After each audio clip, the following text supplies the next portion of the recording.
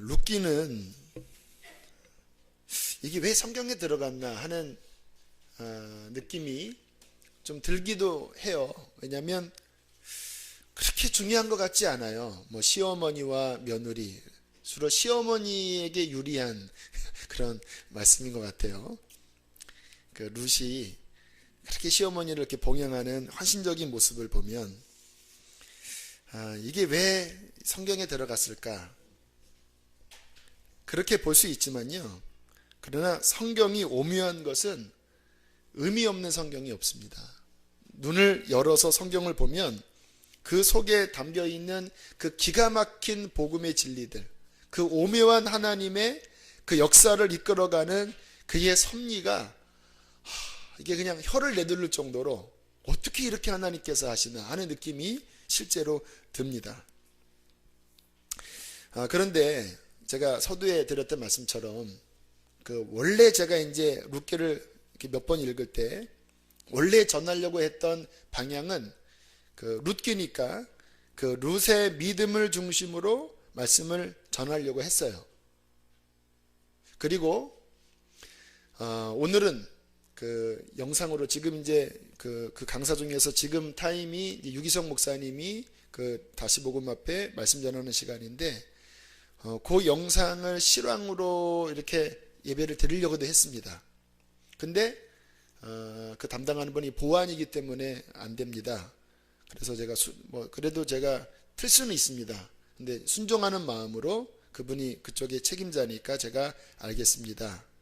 그리고 이제 차 타고 오면서 급하게 원래 오후 시간이 박보현 목사님 이런 집회 강사신데 일단 이 예배 때문에 아쉬움을 뒤로하고 이제 오후 집회는 참여 못하고 쭉 오면서 주님, 제가 정리한 말씀은 있긴 있지만 정말 하나님께서 우리들에게 룻기를 통해서 오늘 주시고 싶은 그 마음은 무엇입니까? 이렇게 용서고속도를 타고 쭉 오는데 하나님이 말씀의 초점을 바꿔주시더라고요. 길지는 않습니다. 하지만 그 말씀을 다시 이곳에서 엎드려 정리할 때 누군가에게 하나님께서 제가 계획한 그 두 번의 모든 계획들, 룻 중심의 설교, 또 유목사님의 영상, 이거를 다 어그러뜨리시고 급하게 바꾼 그 말씀을 주님께서 정리시켜 주셨을 때 누군가 이 말씀이 필요하다는 생각이 들어요. 이 설교가 지금 두 번의 계획이 어그러지면서 다시 정리한 설교라는 인식을 가지시고, 만약에 이게 나에게 부딪히는 말씀이라면 그것은 하나님께서 바로 여러분에게 주시는 말씀이라고 붙잡으시면 좋겠습니다. 원래 룻 중심으로 하려고 했는데 주님께서 나오미 중심으로 보라는 마음을 주셨습니다. 그러면서 하나님이 어떠한 분이신지를 배우라 라는 마음을 주셨습니다. 자, 오늘 성경에 보면 한 가문에 저주와 같은 비참한 실패 이야기가 나와요. 우리 2절부터 보면 1절에 그 시기가 이제 사사기의 역사적 배경과 같아요. 흉년이 들었습니다. 베들레헴에 엘리멜렉이라는 사람이 살았는데 너무 먹을 게 없으니까 두 아들을 데리고 아내를 데리고 모압 지방에 이제 가서 잠깐 거류했습니다. 2절 읽겠습니다. 시작. 그의 두 아들의 이름은 말론과 기론이니 유다 베들레헴 에브라 사람들이더라. 그들이 모압 지방에 들어가서 거기 살더니, 네, 말론과 기론이라는 두 아들이 있었죠. 3절 비참함이 시작됩니다. 시작.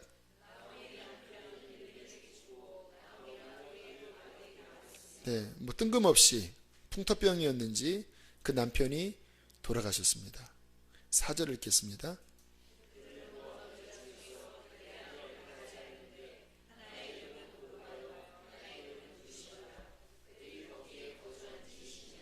네, 거기서 결혼을 했습니다. 이방 여인들과.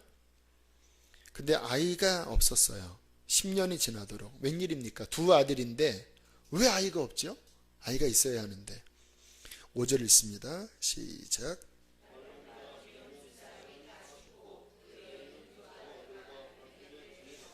네, 씨가 말라버렸습니다. 아이도 없고 남편도 없고 과부만 셋이 되었습니다. 정말 비참한 상황이에요. 이 특별히 성경시대에서, 구약 성경시대에서 그 씨가 마른다라는 것은 저주를 의미합니다. 왜냐하면 각 집안마다 기업이 있거든요. 그런데 씨가 없으면 그 기업은 날아가는 거예요. 그러니까 삶의 기반 자체가 그냥 사라지는 거고 그 이름이 역사 속에서 영원히 소멸되는 거예요. 가장 저주스러운 상황이 오늘 본문과 같은 상황입니다. 오늘 읽었던 그 말씀에 보면 처음에는 부자였던 것 같아요. 내가 풍족하기 위해서 나갔더니 비어 들어오게 됐다라는 말씀을 보면 굉장히 재산도 있었던 것 같아요. 이민을 갔는데, 그런데 한 10여 년 지난 가운데 그 돈을 다 잃어버리고 그 집안의 남자라는 남자는 씨가 다 말라버리고 자식도 없이 이방 여인 둘과 그리고 나오미 이렇게 셋만 남은 비참한 이 절망스러운, 정말 소망을 찾을 수 없는 상황이 되어버렸습니다. 그래서 룻기 1장에는 눈물 소리가 많이 들립니다. 9절 함께 읽어볼까요? 시작.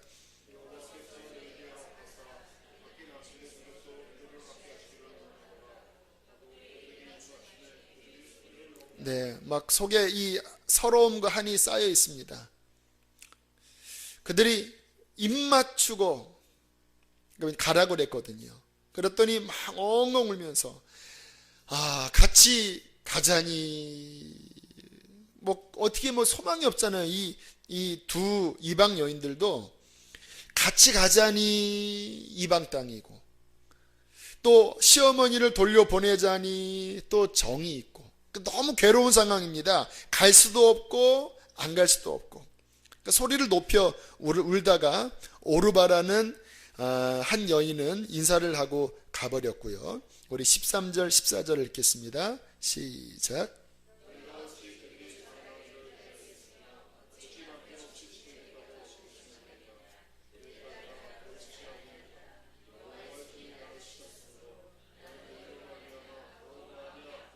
(14절)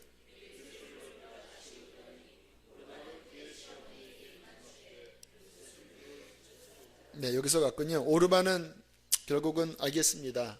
네, 너무 가슴이 아프지만 떠나는 것이 좋겠네 하고 떠나버리고, 룻은 나는 떠날 수 없어요 하고 어머니를 붙잡고 계속 따라가다가 또 한 번 더 가라고 그러니까 나는 절대 못 가요 하는 눈물 없이는 보지 못하는, 우리 옛날에 있잖아요. 무성 영화에 떠나요 하면은 어머니 하는 그 짠한, 눈물 없이는 볼 수 없는 그 분위기가 연출되고 있습니다.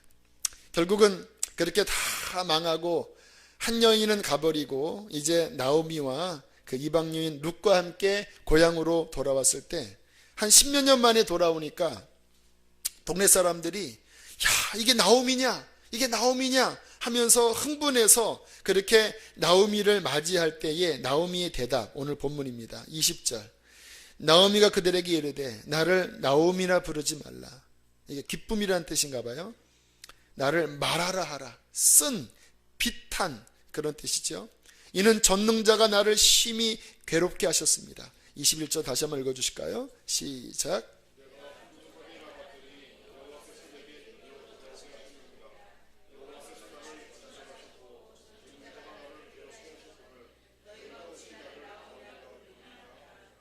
네, 하나님이 나를 치셨다. 징벌이 내게 임했다. 항상 모태신앙들은 이렇게 어려움을 당하면 항상 자책을 하면서 하나님이 나를 벌 주셨다, 이런 마음에 굉장히 괴로움을 깊이 느낍니다. 하나님이 벌 주신 것일까요? 모르겠습니다. 저는 성경에 하나님이 벌 줬다라는 말씀은 안 나오지만 이 환경 자체가 복받은 환경은 아니니까 전능자가 나를 벌하셨고 전능자가 나를 징계하셔서 괴롭게 하셨다. 나는 비탄한 소망 없는 인생이다 하면서 슬피 울면서 고향으로 돌아왔습니다. 다 망해버린 것 같은 상황. 하나님이 현실을 보면 버리셨잖아요. 씨가 없으니까. 자, 과연 이런 상황에서 하나님은 어디 계실까요? 우리 주변에도 그런 분들 있잖아요. 혹시 내가 그럴 수도 있잖아요. 하나님은 어디서 뭐하고 계신 것일까요? 이런 일이 벌어지도록 왜 하나님께서는 왜 막아주지 않았을까? 전능하시다고 하는 하나님이. 그분께서 말씀으로 천지를 창조하셨으면 충분히 막을 수 있을 텐데, 이러한 인생의 결과론적으로 왜 하나님이 나를 돕지 않았나? 그래, 내가 잘못했겠지. 그래도 남들보다 내가 그렇게 썩 잘못한 것 같지도 않은데, 이러한 아주 복잡한 심경이 이러한 어려움을 당할 때 저나 여러분이나 모든 사람들이 느끼는 바입니다. 제가 말씀을 묵상할 때 차를 타고 오는데 주께서 그런 마음을 주십니다. 하나님이 자비한 하나님이심을 이 말씀을 통해서 알리도록 해라. 자비한 하나님처럼 안 보이잖아요. 그러나 하나님께서 오늘 룻기를 다른 쪽으로 볼 수 있습니다. 그런데 오늘 주님이 이 가운데 누군가에게 말씀을 하실 때 우리 하나님이 자비한 하나님, 다 망한 것 같고 소망 없고 하나님께 징벌받은 것 같지만, 그러나 그 하나님은 자비한 하나님이라는 것을 전하라는 마음을 주셨습니다. 룻기에서 보여주시는 하나님은요, 그 모든 상황들을 보고 계십니다. 그리고 그들의 울음소리를 그분께서는 듣고 계십니다. 뿐만 아니라 그들을 향하여 주님께서는 한없는 긍휼로, 예수님께서 그 아픈 사람들 보면 민망히 했다라는 그 뜻이요, 그 애간장이 끊어진다라는 말입니다. 여러분, 그 단장이라는 고사성어 아십니까? 그 어느 그 선원이 중국에서 잠깐 정박을 했을 때 그 숲속에 있는 그 원숭이와 원숭이 새끼가 있는데, 어미가 사라진 동안 그 선원이 새끼를 이렇게 훔쳤대요. 그리고 이제 배가 출발을 하는데 뭐 천천히 이렇게 가지 않겠습니까? 어미가 막 쫓아오는 거예요. 막 그 새끼 때문에 100리를 쫓아오는 거예요. 막 울면서. 그러다가 어느 그 다리인가 난간 밑을 지나갈 때 그 어미 원숭이가 탁 뛰어내려서 그리고 그 새끼한테 달려들었는데, 새끼 한 번을 이렇게 보더니 이 어미 원숭이가 돌아가셨대요. 그래서 이게 왜 이런가 해서 가슴을 이렇게 열어봤더니 그 속에 그 창자가 다 끊어졌다고 합니다. 얼마나 그 새끼에 대한 그 애절한 마음인지. 그래서 단장이라는 그 중국의 말이 나왔다고 그러더라고요. 그래서 그 선장이 화가 나서 그 새끼 원숭이를 훔친 그 선원을 매로 쳐서 내쫓아버렸대요. 얼마나 그냥 가슴이 아팠는지. 애간장이 끊어지는 것이 주님의 민망하다라는 말입니다. 그 사랑 때문에. 주님께서 그 고통스러운 이 상황을 보시면서 그 단장, 그 애간장이 끊어지는 그분의 긍휼과 자비로 나오미를 바라보고 계셨습니다. 주께서 그 부분을 열어서 여기 있는 누군가에게 보여주라는 마음을 주시더라고요. 자, 이것이 이제 어떻게 나타나는지를 보면요. 자, 룻한테 너도 돌아가라. 뭐 솔직히 룻도 이게 기대가 없거든요. 나이가 젊은 것 같아요. 근데 옛날에 그 형수 취수 제도라는 제도가 있습니다. 뭐냐면 그 남편이 돌아가시면 거기에 있는 남동생이 형수를 취해서 대를 잇게 하는 원리가 구약율법에 있거든요. 근데 뭐 동생도 없으니까 완전 그 뭐 미래가 없잖아요. 근데 룻한테 돌아가라고 하니까 룻이 이 성경에 14절에 보니까 룻은 그를 붓 쫓았더라. 이게 좀 그 국어 문법적으로는 말이 안 맞는 말이래요. 붓 쫓았더라. 그러니까 붙들어서 쫓았더라, 그 말의 합성어인데 성경에만 있는 말입니다. 붓 쫓았더라. 자, 그러면서 다시 한번 가라고 하니까 16절부터 17절까지 이렇게 대답합니다. 함께 읽겠습니다. 시작.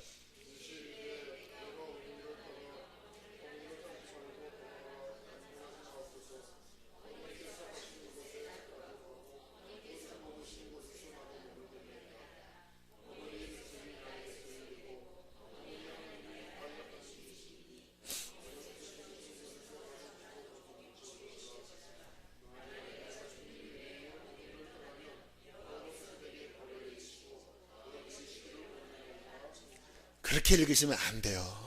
이 분위기는 지금 그런 분위기가 아닙니다. 내가 어머니를 떠나며 어머니를 따르지 말고 돌아가라 강권하지 마옵소서. 어머니께서 가시는 곳에 나도 가고 어머니께서 머무시는 곳에 나도 머물겠나이다. 어머니의 백성이 나의 백성이 되고 어머니 하나님이 나의 하나님이 되시리니 어머님이 죽으시는 곳에서 나가도 저기 묻힐 것이라. 만일 내가 죽는 일 외에 어머니를 나를 떠나면 여호와께서 내게 벌을 내리시기를 원하고 더 내리시기를 원하나이다. 이렇게 말한 거예요. 성경을 제대로 읽어야지 느낌이 팍팍 삽니다. 그냥 막 이를 악물면서. 그랬더니 나오미가 그 중심에 굳은 결심을 보고 벙쪄갖고 그래 가자 하고 같이 간 거예요. 뭐 여러분처럼 말했으면요, 시어머니가 가래니까 그러면 알았어요 이렇게 했을 텐데, 이거는 완전 뭐 그냥 막 완전 막 어린 아기가 엄마 품에 떨어지면 그 죽겠다라고 하는 그 그냥 애걸복걸하면서 어머니 하나님 내 하나님인데 나를 떠나라 하면 난 여호와께 내가 저주받겠습니다. 막 대단한 각오예요. 누가 이 마음 주신지 아십니까? 룻 스스로의 마음이었을까요? 주께서 제게 마음을 주십니다. 하나님의 마음이 룻에게 부어졌는데 그 하나님의 마음은 나오미를 향한 긍휼이니라. 주께서 나오미를 회복하기를 원하셨습니다. 소망을 다 잃은 그 여인을 하나님께서 회복하기로 작정하셨습니다. 왜일까요? 나오미가 잘나서? 아닙니다. 그분의 긍휼 때문에. 그래서 하나님이 룻을 택하셔서 그 룻 중심 안에 어머니를 향한 그 딸보다도 더 진한, 어떻게 인간적으로는 어떻게 설명이 안 되는 그 마음을 하나님께서 부어주셨습니다. 이것이 하나님의 자비예요.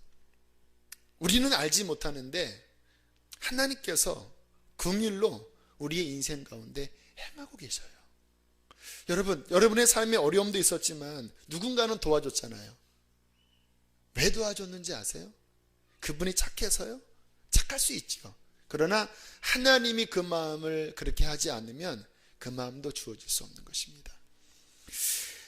저는 이제 유년 시절이 썩 건강하지를 못했고 늘 그렇게 이제 좀 우울하고 늘 이렇게 이제 아버지랑은 일찍 떨어지고 그리고 어머니랑도 이제 많이 같이 있지 못하는 그런 뭐 5살 때부터 뭐 그런 쭉 시기를 보내면서 좀 이렇게 우울했던 것 같아요. 근데 언제 한번 가족 치유, 마음 치유라고 하는 그 내적 치유 그 훈련 시간에 그 어릴 때 기억나는 그림을 한번 그려보라는 이야기를 해서 내 어릴 때 가장 떠오르는 그림이 뭘까 하고 이렇게 했더니 한 초등학교 2학년 장면이 생각나더라고요. 어두컴컴한 방에 이불이 있고 제가 누워 있는데 이렇게 슬픈 듯한 이렇게 얼굴로 이렇게 누워 있는 그림을 제가 그렸습니다. 딱 제 마음 안에 있는 그 어릴 때 그 그림 같은 모습이었습니다. 이렇게 우울하게 이렇게 눈물 흘리면서 이렇게 누워 있는데 거기까지만 알았어요.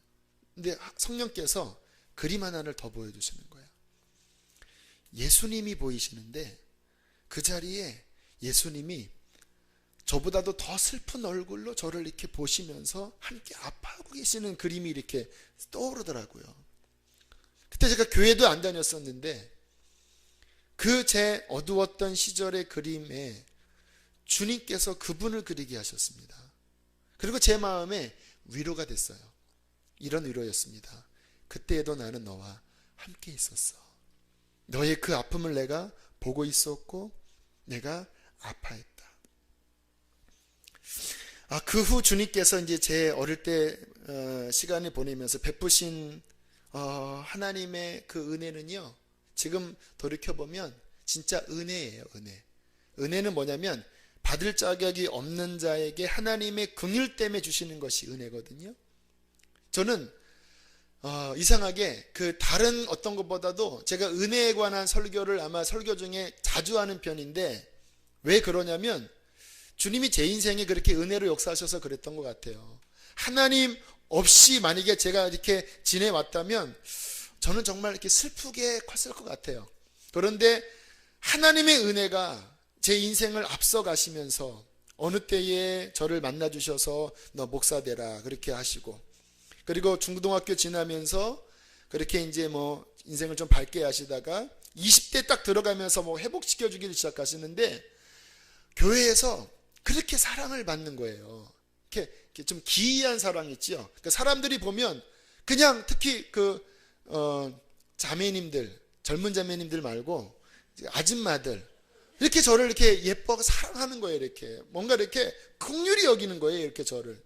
근데 그게 한두 명이 아니라 여러 사람들이 그 애틋한 마음을 품으면서, 제가 20살 때 이제 주변에 이제 기도하는, 그때 이제 막 성령 운동이 막 일어나면서 이제 기도하는 뭐 권사님들, 집사님들이랑 이렇게 우연히 이렇게 다른 교회지만 이렇게 연결이 됐는데, 그때 89년 1월입니다. 그때 이제 한월산의 기도원, 한참 유명했던 기도원에 이제 올라가서 막 집회를, 그때 일주일간 신년 집회였습니다. 근데 같이 이제 기도하는 한 집사님이 저한테 안쓰럽게, 대영아, 내가 너를 위해서 기도해 보니까 너는 너를 위해서 기도하는 그 기도가 너무 쌓여지지 않기 때문에 너 꼭 그렇게 네 기도가 많이 쌓여지도록 그렇게 기도해라. 너를 위해서 기도해 보니까 많이 그게 참 어렵겠다. 네가 목회하는데 어렵겠다.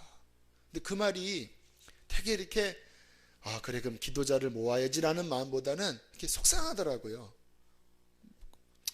앞으로 목회할 것도 이게 참 만만치 않은데 기도가 안 쌓여져 있다니 갑자기 막 마음이 서러운 거예요. 그래서 그 사람이 하도 많아서 중 2층에서 이제 그 집회를 했었는데 너무 이렇게 속이 상해서 막 울다가 에이 앞에 가야지 하고 다 기도할 때 저는 이제 맨 앞쪽에 이제 막 이렇게 가서 막 서러운 마음으로 막 하나님께 이제 기도를 했습니다. 그때 난리가 난 거예요.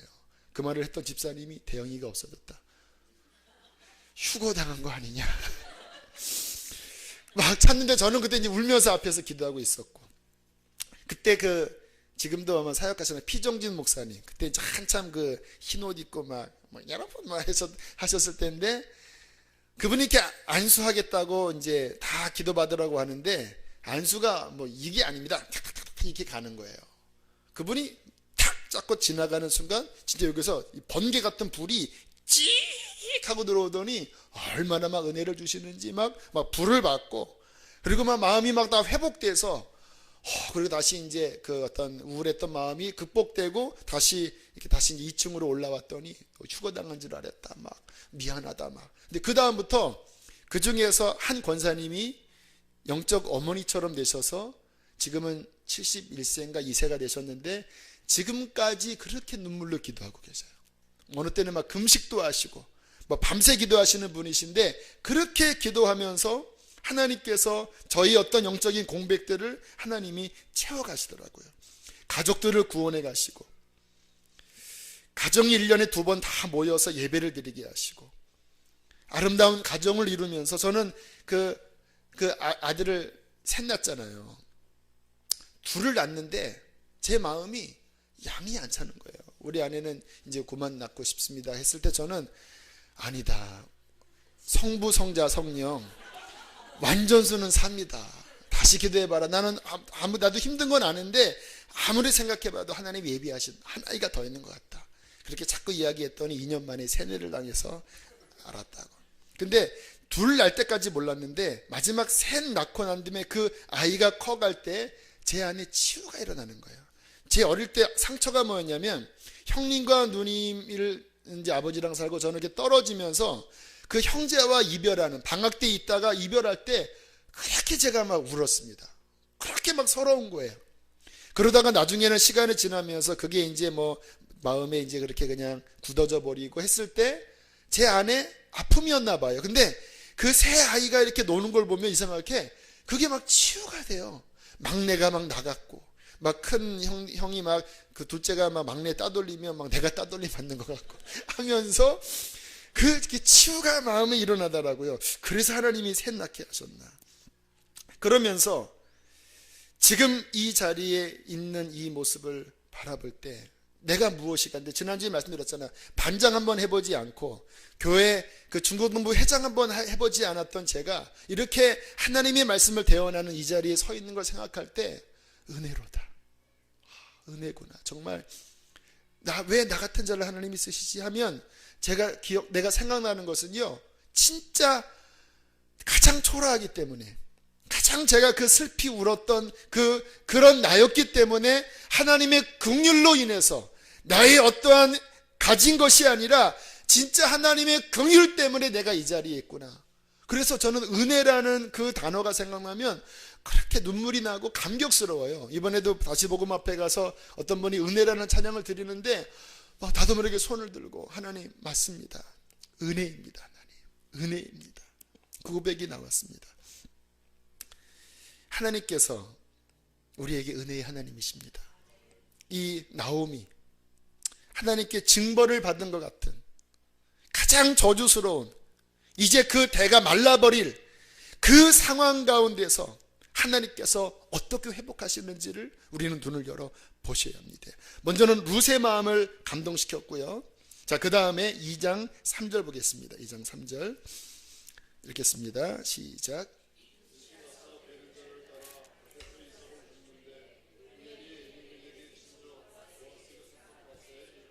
네, 성경은 짓궂게 우연이라고 표현합니다.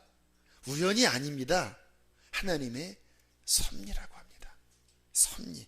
예정과 섭리를 좀 달라요. 예정은 이제 아예 그냥 그렇게 정해진 거고, 구원받을 자, 멸망할 자, 이렇게 이중 예정할 때 예정이고, 섭리는 우리의 삶에서 하나님께서 시시때때로 움직이시는 그분의 선하신 역사가 섭리인데, 자, 룻이 이제 시어머니를 봉양하기 위해서 감사하게 때마침 도착했던 그 시기가 첫 이삭 보리 뵐 때예요.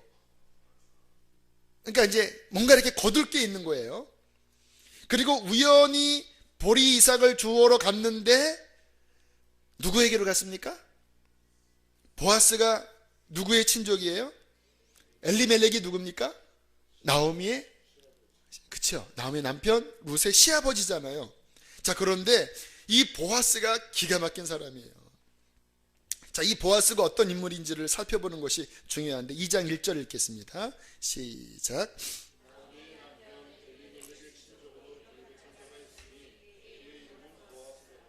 자, 엘리멜렉의 친족인데 어떠한 자라고 그래요? 유력한 자가 무슨 뜻이냐면 부호라는 겁니다. 이 나오미의 가정의 그 빈곤함을 충분히 채워줄 수 있는 부호라는 거예요. 그런데 더 감사한 것은 이 보아스라는 사람의 성품이 굉장히 하나님의 마음을 갖고 있어요. 긍휼히 여깁니다. 이 룻이 예뻤는지 안 예뻤는지 모르겠어요. 그런데 그 보아스가 룻을 대할 때 보면 굉장히 너의 그 시어머니를 향한 그 마음이 너무 기특하다. 너 정말 기특하다. 너의 가정의 그 어려운 형편에 대해서 내가 불쌍히 여긴다. 다른 데 가지 말고 괜히 남자들이 해코지하니까 여기 보리 이삭 줍고 또 종들한테는 좀 이렇게 흘려라 이렇게 하고 막 되에 이어주고 하는 그 하나님의 긍휼한 성품을 가진 자비로운 은혜로운 자라는 거예요. 또 굉장히 믿음이 충만합니다. 그 곡식 뺄 때 딱 종들을 보니까 하나님께서 너희와 함께 하시기를 원한다. 그랬더니 또 뭐 종들이 하나님이 너희들에게 너희와 함께 하시기를 원한다. 그랬더니 종들이 하나님이 당신에게 복 주기를 원합니다. 굉장히 믿음의 말을 하는 신앙이 충만한 사람이었고요. 더 재미있는 사실이 있습니다, 여러분. 자, 이 보아스의 엄마가 누군지 아세요? 보아스의 엄마가 누굴까요? 여기서 성경이 재밌어요. 마태복음 1장으로 가보세요. 마태복음 1장 5절 읽겠습니다. 1장 5절 시작.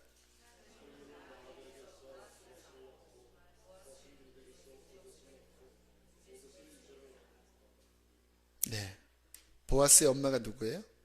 라합이 누군지 아세요? 네, 그 여리고성 망할 때 믿음을 가지고 있어서 히브리서 11장에도 나오는 그 믿음의 여인, 가나안, 원래 멸망당을 해야 될 그 원주민 그 여인, 그러나 하나님의 긍휼을 받아서 메시아의 족보에 들어갔던 그 여인, 그 여인이 보아스의 어머니였습니다.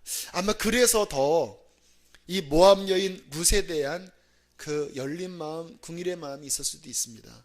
완전한 유태인이라면 이 모압 여인에 대하여 경계했을 텐데, 이 보아스는 기생 라합, 가나안 원주민, 이방 여인의 이렇게 후손이에요. 가장 중요한 것, 이 보아스는 어떠한 자격을 가지고 있었냐면 기업 물을 자라는 그 위치를 가진 사람이었습니다. 그 복음적인 해석에서는 그게 가장 중요합니다. 기업 물을 자가 뭔지 혹시 아세요? 레위기 25장 25절에 보면 율법에 그런 내용이 있습니다. 만약에 어떤 사람이 그 가나안에 자기 기업이 있는데 어떻게 망하고 어려워서 그 기업을 다 빼앗기게 됐다. 그때 그 사람이 갚을 능력이 없다고 한다면 가장 가까운 친족 중에 누가 대신 그 기업을, 그 빚진 것을 대신 물러줘서 갚아줘서 이 사람으로 하여금 그 어려움으로부터 구제할 권한을 가진 자, 이 제도를 둘 테니까 너무 어려울 때는 가장 가까운 친족이 기업을 물게 하라. 그런데 이 보아스가 그 기업 물을 자라는 거예요. 이 기업 물을 자가 왜 복음적으로 중요하냐면 예수 그리스도가 바로 이 기업 물을 자로 우리에게 오신 거예요. 우리가 죄로 말미암아 빚졌잖아요. 그런데 예수님께서 하나님이실 때는 기업을 물을 수가 없습니다. 신이니까. 그래서 그분께서는 육체를 입어서 인간의 친족이 되셔서 친히 인간의 그 죄값을 자신의 몸으로 갚아주심으로써 기업 물을 자로 이 땅에 오신 분이 예수 그리스도이십니다. 다시 말하면 여기서 나오는 보아스는요, 예수 그리스도세요. 예수 그리스도. 나오미의 그 철저하게 망한 인생을 소망으로 일으키실 예수 그리스도를 상징하는 것입니다. 자, 4장 15절부터 17절까지 보겠습니다.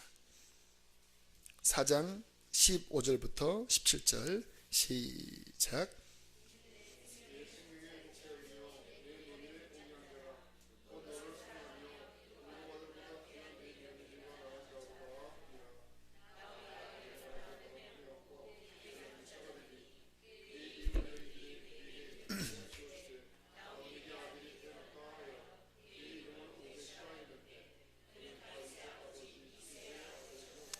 자, 나오미가 인생 말년에 웃습니다. 정말 사라처럼 웃었습니다. 다 끝난 줄 알았는데 어떻게 저렇게 귀하고 귀한 보아스, 나의 10아들보다도 더 귀하디 귀한 나의 자부 며느리 룻, 그 안에서 어떻게 다 끝날 줄 알았던 그 다 말라 비틀어진 그곳에서 아이가 나오는데 그 아이가 내 생명의 회복자요, 얼마나 귀한지, 이 아이가 나를 이제 봉양하고 내 가문을 살리는구나 하고 그 이름을 오벳이라 지었는데, 그 오벳이 이새를 낳고 이새가 다윗을 낳고 다윗이 솔로몬을 낳고 솔로몬이 르호보암을 낳고 르호보암이 낳고 나와서 누구에게까지 갑니까? 예수 그리스도에까지 가는 겁니다. 여러분, 이런 분이 우리 하나님이십니다. 어렵고 실패하고 다 망한 것 같지만 그러나 자비하신 하나님이 다 보고 계셨습니다. 눈물을 헤아리고 계셨습니다. 그리고 불쌍히 여기셨습니다. 그분께서 회복시켜 주시는 거예요. 과거처럼 아닙니다. 더 크고 귀하게. 누구를 통하여? 보아스인 예수 그리스도를 통하여. 저의 유년 시절 배경이 그랬지만 예수 그리스도, 나의 보아스이신 예수 그리스도가 내 인생을 붙잡으시자 저의 삶이 회복되더라고요. 지금보다 하나님은 내 미래가 더 충만함으로 회복되게 될 것을 믿습니다. 2년 전에도 저는 이제 이렇게 끝나는 건가? 이제 나는 뭐 어디 이제 목회도 못하나? 그렇게 제 삶의 나락으로 떨어졌을 때 보아스이신 예수 그리스도가 그 끝자락에서 다시 나를 잡아 일으키셔서 이 자리에까지 이르게 하시고 내 앞은 더 하나님께서 귀한 곳으로 이끌어 주셔서 제 삶을 회복시켜 주실 것입니다. 사랑하는 교회 여러분, 소망을 품으십시오. 우리에게는 보아스이신 예수 그리스도가 계십니다. 한번 상상을 해보세요. 엘리멜렉이 죽지 않고 말론과 기론이 별탈 없이 그렇게 잘 지내서 애기 숨풍숨풍 낳고 그렇게 흘려버렸다면 이 나오미의 가정은 뭐 성경에도 기록되지 않았겠고 예수님의 족보에도 기록되지 않았겠고 그냥 뭐 괴롭지는 않았겠지만 영적으로 바라볼 때 그의 인생은 결코 복되다라고 말할 수 없었을 것입니다. 그러나 오히려 그 어려움이, 오히려 그 고난이 하나님의 긍휼의 작용을 통하여서 더 놀랍게 회복되었다라는 것입니다. 그리고 제가 가만히 보니까요, 다시 한번 마태복음 1장으로 가보세요. 이 하나님의 이 긍휼의 마음의 성품이 이 성경에 여러 군데에 기록되어 있는데요. 다시 마태복음 1장으로 보세요. 자, 3절 한번 읽어보실까요? 3절 시작. 자, 여기에 이 예수님의 족보에 여자 이야기가 4명 나오는데 다말이라는 여인이 나와요. 그 다음에 아까 봤던 5절에 보면 라합이라는 여인이 나오고 루시라는 여인이 나와요. 6절 읽겠습니다. 다윗은 시작.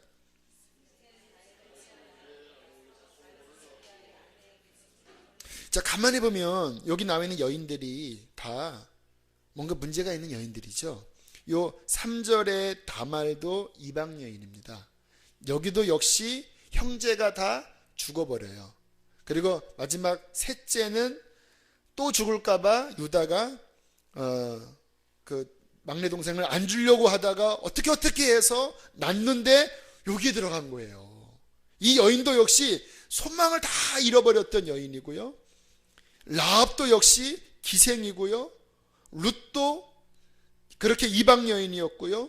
우리아의 아내 바세바도 역시 그렇게 남편을 왕으로부터 죽임당하고 그렇게 지냈던 그 여인들이 어떻게 나온 여인들마다 다 뭔가 인생이 기구하고 뭔가 평탄치 않아 보이지만 왜 여기에 이런 여인들의 이야기가 들어갈까? 하나님께서는 여러분 성경시대의 여인은 그 숫자도 세지 않잖아요. 그런데 더군다나 이방 여인은 더 그래야 될 텐데 이 예수님의 영광스러운 족보에 유독 나와 있는 여인들이 이방 여인 아니면 인생에 기구한 여인이 여기에 들어간 이유는 하나님의 자비를 우리에게 보여주십니다. 그분의 긍휼과 자비, 그 긍휼과 자비로 그분께서는 우리의 인생을 이 자리에까지 이르게 하셨고 앞으로도 이끌어 주실 것입니다. 저도 한번 생각해 봤습니다. 만일 제가 평범한 가정, 유복한 가정, 아무 문제가 없다면 주의 종이 됐을까? 될 수도 있었겠죠. 지금 같은 나의 마음이었을까? 아니었을 것 같아요. 제 마음은 하나님을 향하여 간절했습니다. 왜? 아팠으니까. 제가 하나님을 의지하는 마음이 그 누구보다도 애절했습니다. 왜요? 무엇이 의지할 것이 없는 것이라는 것을 알았기 때문에. 오히려 저의 어려움이 지금 돌이켜보면 나쁜 것이 아니라 더 아름다운 하나님의 역사로 합력해서 선을 이루셨다는 거예요. 여러분, 우리에게 회복의 소망이 있습니다. 보아스가 있기 때문에, 예수 그리스도가 계시기 때문에 그분을 붙잡고 여러분 담대히 일어서는 저 여러분 되시기를 주의 이름으로 축복합니다. 우리 찬양 한 장 하고 기도하겠습니다. 우리 은혜 찬양입니다. 왜 나만 겪는 고난이냐고.